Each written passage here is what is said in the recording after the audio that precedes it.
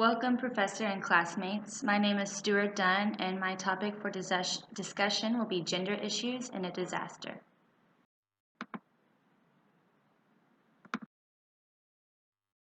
Let's start with a brief overview. The relationships between men and women are powerful forces in every culture. The definitions of these relationships create varying roles and responsibilities for each sex. It also leads to inequalities in their access to and control over resources, like who inherits land or can get credit from a bank, and decision-making powers, such as who has a voice and sits on community councils and committees. Gender consideration is one of the weakest areas of humanitarian response, making this a problem for not only us, but everyone across the world. To the right, you can see a small box that offers a few examples that contribute to death rates separated by gender. These are just at the top of my head, but great examples. For females, cultural constraints on female mobility, which hinders self-rescue. Do they have permission to leave without a male presence? Where can they go? Where do they know that they can go? What resources do they know they have available to them? Lack of skills, which I'll discuss a little bit more on the following slide, and less physical strength. This can be contributed to biology, but also in certain areas of the world, when there's limited resources, typically priority is given to the males over the females. And for males, I have cultural sense of masculinity. With a high sense of masculinity, males may feel compelled to do things they may not normally do in order to save themselves, save their families, and save those in their community. And I'm really interested to hear if you all can think of any, at the top of your heads, aspects of males that could contribute to death rates in a disaster. Here are a few fast facts. First, disasters lower women's life expectancy more than men's. And this statement reflects general finding configured from data collected from over 140 countries affected by disaster between 1981 and 2002. Women, boys, and girls are 14 times more likely than men to die during a disaster. And I want to offer a few examples for potential reasoning behind this.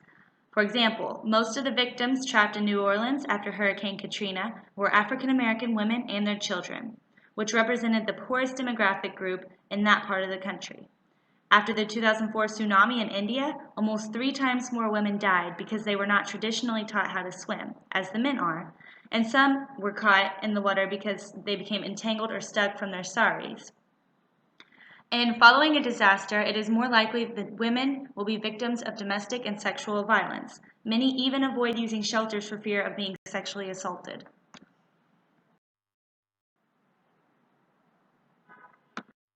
So, why females more than males? Women are more likely to suffer during a disaster for a multitude of reasons. The reasons discussed on this page are catered to the United States, but encompass other countries as well. But it's very important not to forget to take into consideration different cultural aspects that play major roles in the analysis of gender and disaster. So to begin, poverty limits resources, and women are more likely to live in poverty. Women in most regions typically possess more responsibility for childbearing and children. This makes their disaster preparation, relief, and recovery more intense as they must plan and consider not just themselves but for their children.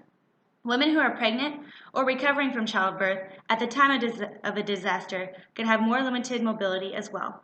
And women, more than men, may have their workplace be a home residence rather than an office or other sort of building. This decreases the strength of their structure and increases the risk of damage and injury.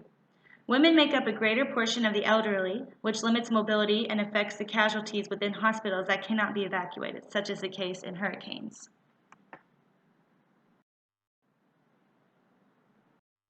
But to elaborate a little more on the one point I did have on the overview, males have their hurdles as well. Cultural stereotypes being one of those. Some societies put great pressure on men to be providers. This could push them to commit crimes such as looting, theft, and assault in order to protect others. And again, I'm interested in knowing any male-related issues that immediately come to your mind. Please share. Gender-based violence. Playing into this area are the design of many camps and temporary housing, overcrowding, confused communal living quarters, and the lack of ready police defense. When cases arise, victims most likely lack resources such as doctors, rape kits, psychologists, social workers, or medicine. Even if a perpetrator is suspected, some disasters may leave most without personal documentation, making prosecution for the crime that much more difficult to occur. Refer to the chart to analyze the spike in gender-based violence following Hurricane Katrina. After a hurricane in Haiti, reports of sexual assault and rape were high in the areas of shelters. Qualitative research pointed to insecure housing and lack of protections. Tents could be cut with a small knife, leaving women feeling vulnerable and becoming victims. And many recommendations exist to help relieve this particular issue. A place to start would be training staff to note signs of predatory behavior, changing housing layouts, options, stability, and surveillance, eliminating blind spots for police observance, and creating constructive means for communication which allow for opportunities to report threats and attacks. Red Cross and their Good Practice Checklist. This middle graphic displays Red Cross's disaster management cycle and the stages and key actions for each. The next few slides will show Good Practice checklists, which provide guidance on the key actions to take in order to ensure that gender issues are identified and gender-sensitive responses are developed in each area. For the first two, I will also elaborate on a key point from the checklist. Good Practice Checklist for Gender and Diversity in Relief. One bullet point being, gender and cultural specific needs should be taken into consideration when designing relief packages. For instance, following the 2005 earthquake in Pakistan, the IFRC included shaving equipment and hygiene kits that were provided to areas where it was not traditional for men to shave. Good Practice Checklist for Diversity in Recovery. The first item on this checklist states, conduct a full gender analysis as an essential component of a recovery needs assessment. To elaborate on this, a gender analysis is important to understand both gender needs and priorities to ensure appropriate interventions for response.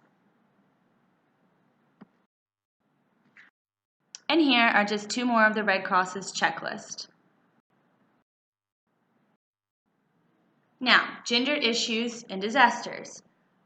I think it is appropriate to also include transgendered persons in disasters, and transgender persons have special vulnerabilities when it comes to handling disasters. As we progress in every stage of the process, it is becoming more and more relevant to take into consideration transgendered people in each step of a disaster. These individuals confront vulnerabilities not specifically focused on either a particular gender.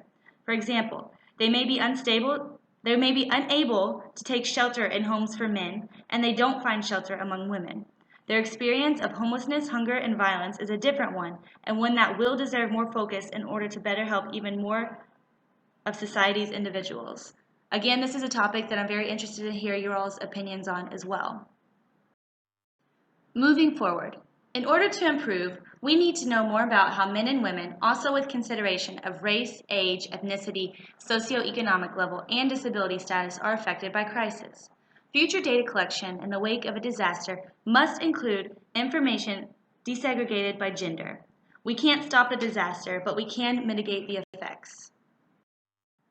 And here are a list of references that I used in creating this PowerPoint, and I highly recommend further research on this topic.